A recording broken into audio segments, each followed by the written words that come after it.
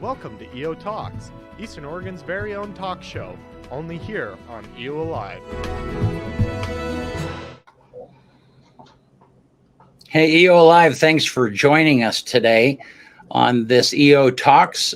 Again, this is a COVID update. We do these every week, and every other week we are talking to CHD about the medication-assisted treatment program. I've struggled with that mouthful, but that is a program that assists folks that are addicted to opioids in one way or another. And today we are continuing that conversation with Lindsay and Nikki.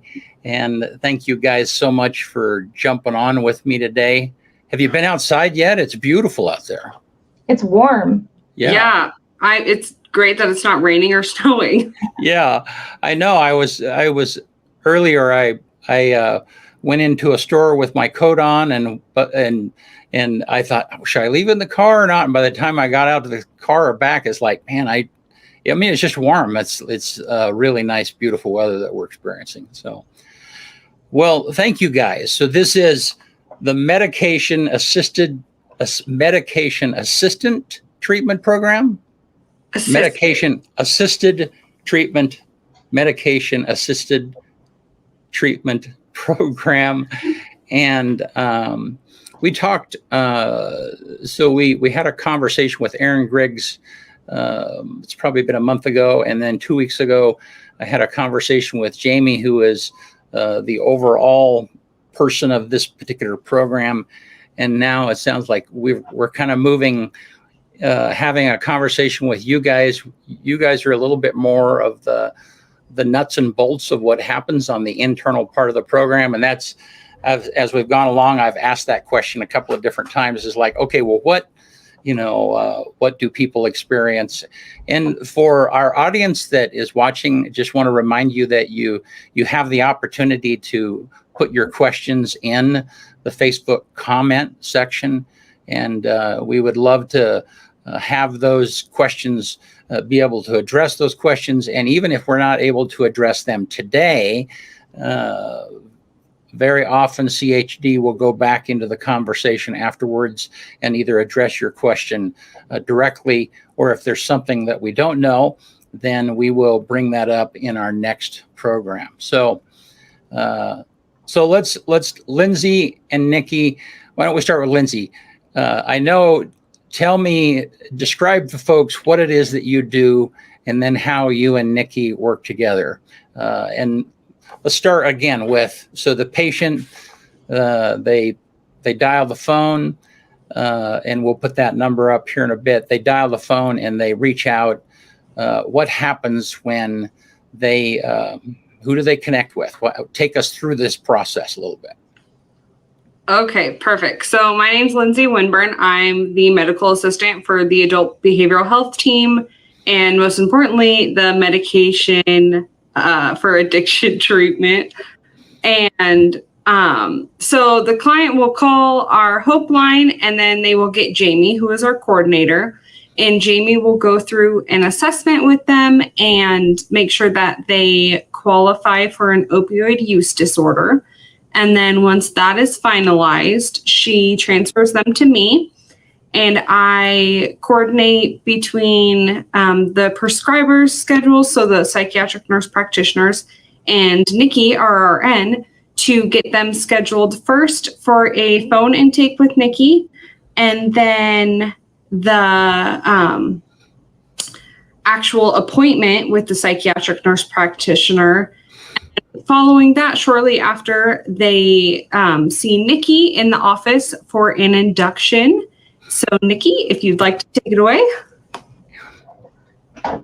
Okay, so I'm Nikki. I am a registered nurse, and I also work for the adult behavioral health team and the MAP program. So once Lindsay tells me that someone needs what's called a nurse intake, I call the client. And I do kind of like when you go to the doctor's office and first you sit down with someone and they ask you a bunch of questions like what medications you're on, past medical history, and most importantly for this instance, their past substance use history. I get all of that information compiled, and then I send it to the psychiatric nurse practitioner. They then meet with the client, usually later that day or the next, and have their visit with them. And after that, we schedule what's called an induction. And an induction is when we start somebody on Suboxone or buprenorphine.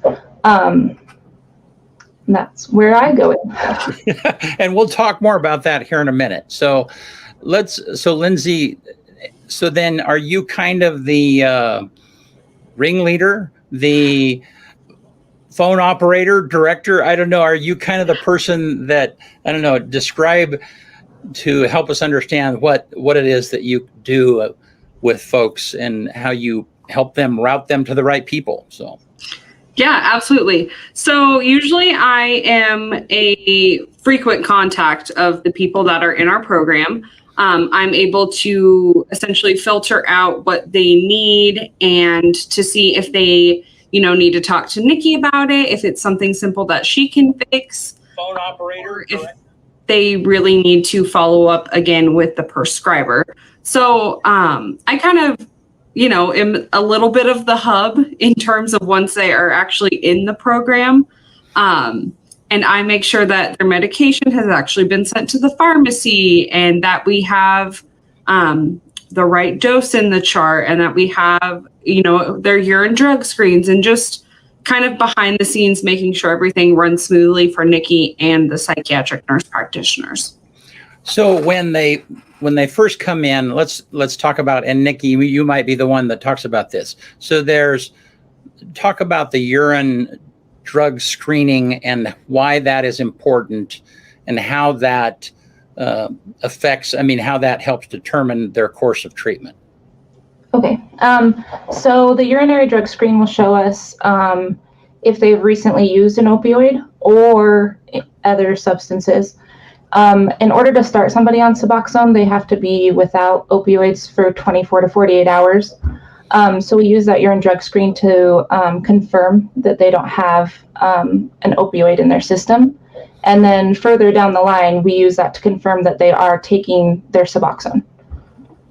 So that is essentially a chemistry look at what's going on the inside of their body, as far as whatever drug intake they might have. And so then describe induction a little bit. What is that process? So, and again, let's go back to the very beginning. This is a program that is for people who understand and recognize that they have a problem. No one's holding a gun to their head. No one's forcing them to do this. And so they're entering into this program because they understand that they either have a heroin problem or they have become addicted to opioid drugs because they've been recovering from an illness and they overdid it, or I don't know, whatever the case might be. And in the past, the conversation, if you're interested in this, you can look up the conversation that Jamie and I had last week or a couple of weeks ago, and we talked quite a bit about how opioids attach themselves to the body, how people become addicted to them, and so on and so forth. So anyhow, the folks that come in, they're coming in of their own free will. They're trying to find a better place than where they are right now. And so, and the Suboxone, the question I asked you yesterday, which is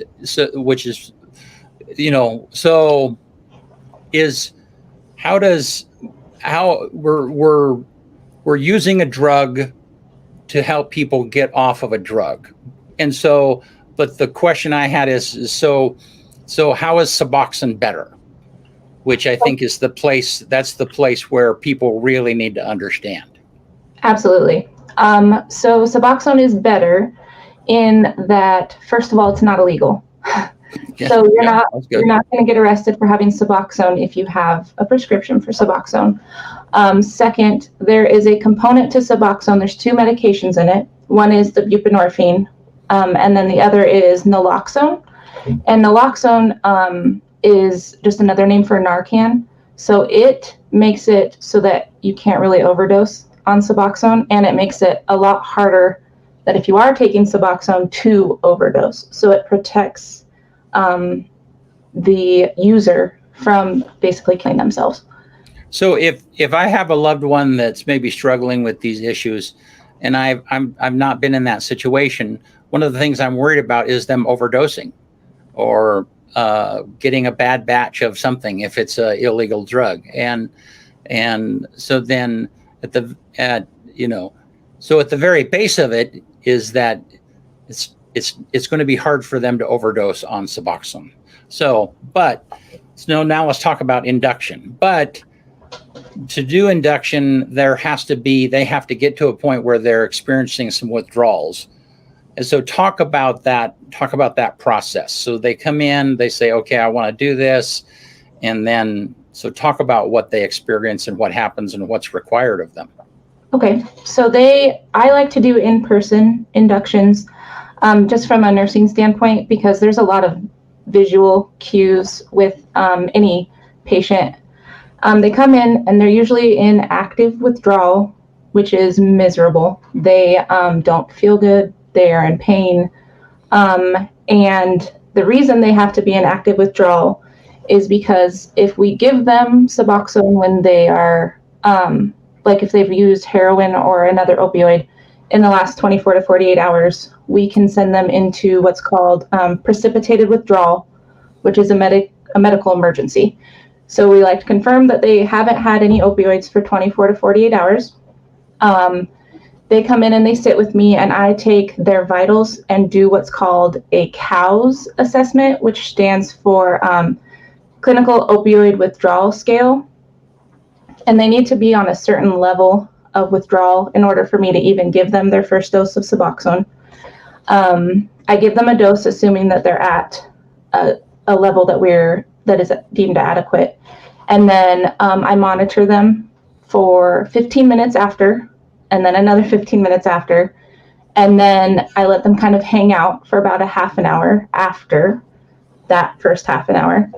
And then if they are still high enough on that COWS assessment, they get another dose of Suboxone. And we kind of just keep going until we find the level that makes their withdrawal symptoms go away and their cravings go away so that they don't relapse. So you're essentially determining the dose of Suboxone that they need. Yes. Okay. And so we're going to have a conversation next week with the nurse practitioner. Talk about what is their role during this process when you're doing this, Nikki? Okay, so usually I am it's kind of an instant messaging situation with most of the prescribers. I report where the patient is on the COWS assessment, like they scored a 6, and how the patient is feeling and what I can see, because a lot of withdrawal is very physical. They sweat, they shake, they vomit. It's a lot of physical things and not reported things. And after each dose, I let them know every time I assess them, this is their vital signs, this is what they're experiencing, this is what I'm seeing. So I'm pretty much in contact with them all day.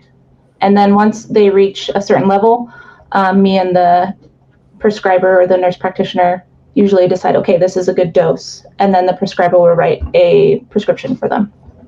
So then they're able to have that prescription right away. I mean, so then from that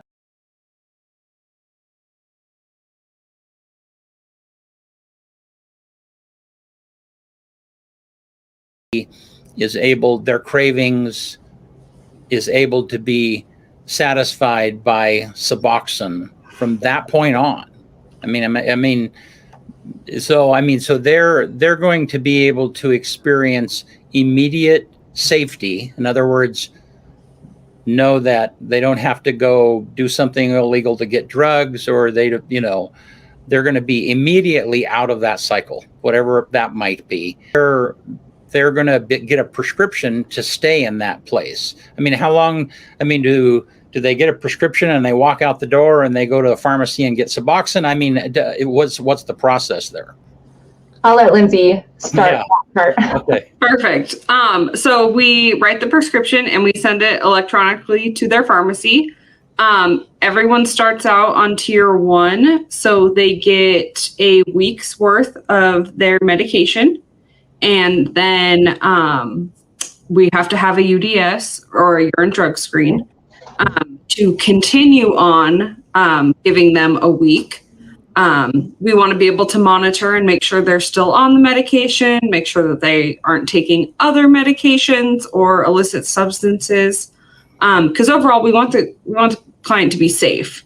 And we want to make sure that what we're prescribing is going to keep them safe. So yes, they get a week. We hope to see them again at a urine drug screen. Yeah. But a part of that is accountability. So if they're entering into the program, they're voluntarily going to subject themselves to routine urinalysis exams, and because that is part of the program. Yes, absolutely. And we like to get those randomly. We actually have a call-in system where every client has their own number and they call in to assure. And if their number is on that day, they go in and provide a sample so that we're catching people off guard essentially.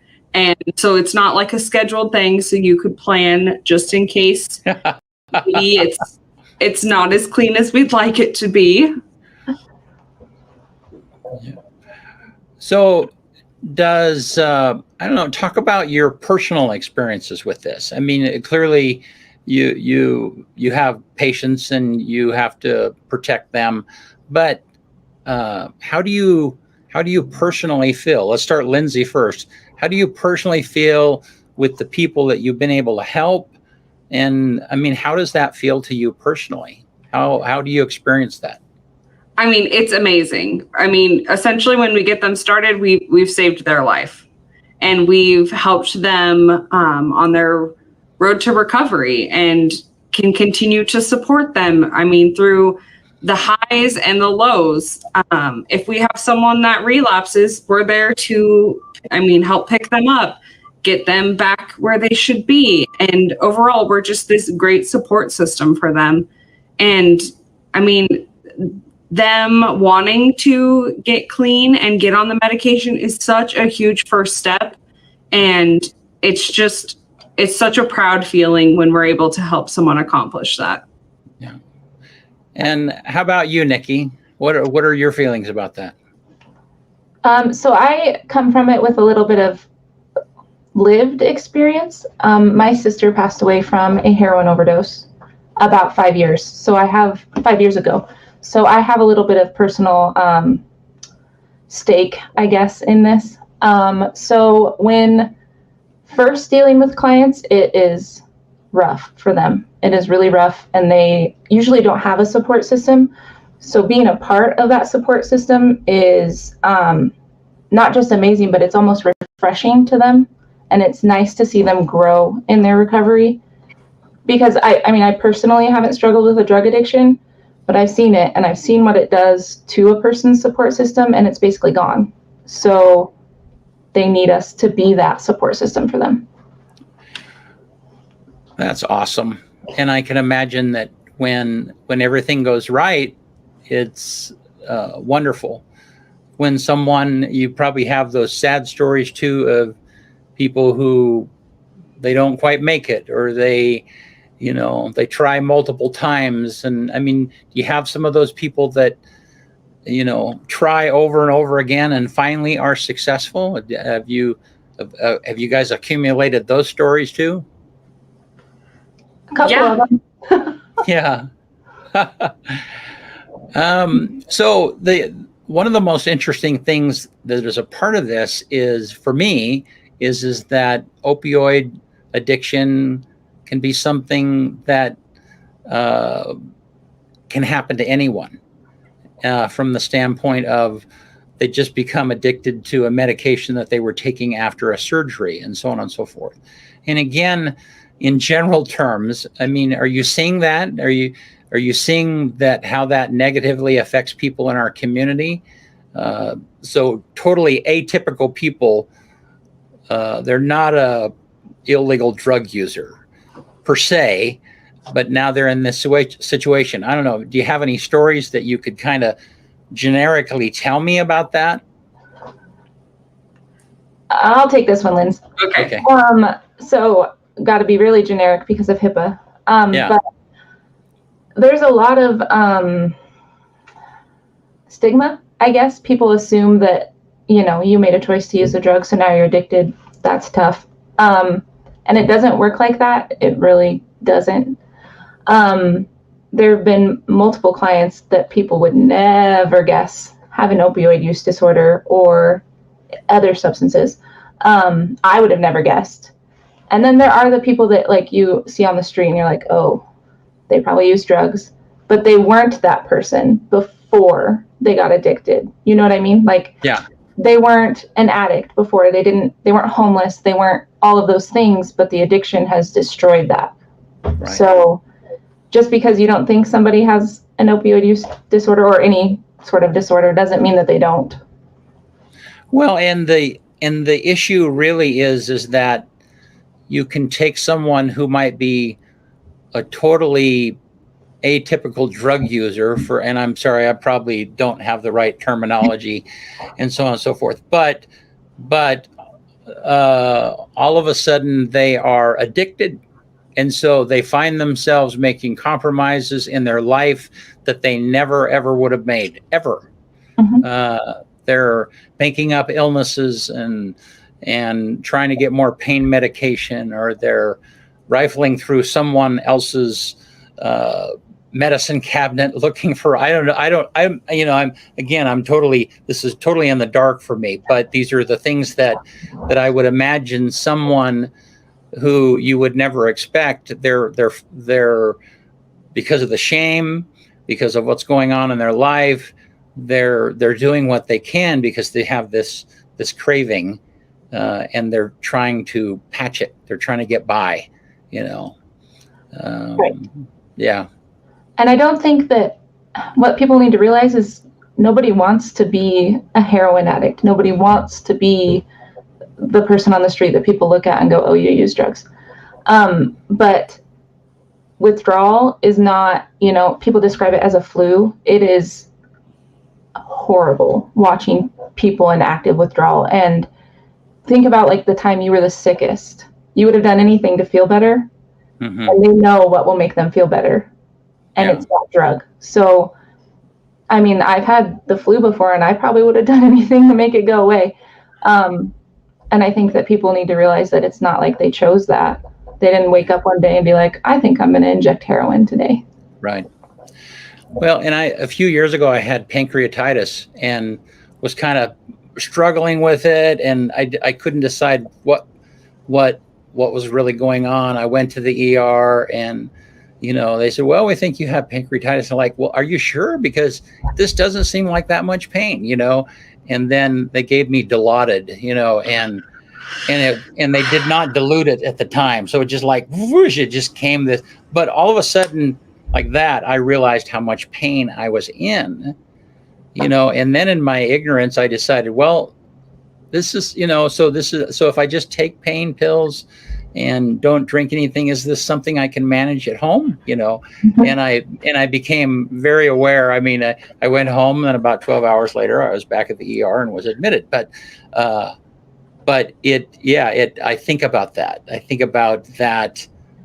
Once I experienced being away from that pain, then it was like, okay, this is important to me. And I'm sure that some of those folks that are going through withdrawals, they're feeling that same thing. It's like whatever it is they're experiencing, they found something that placates it and they want to get back to that point.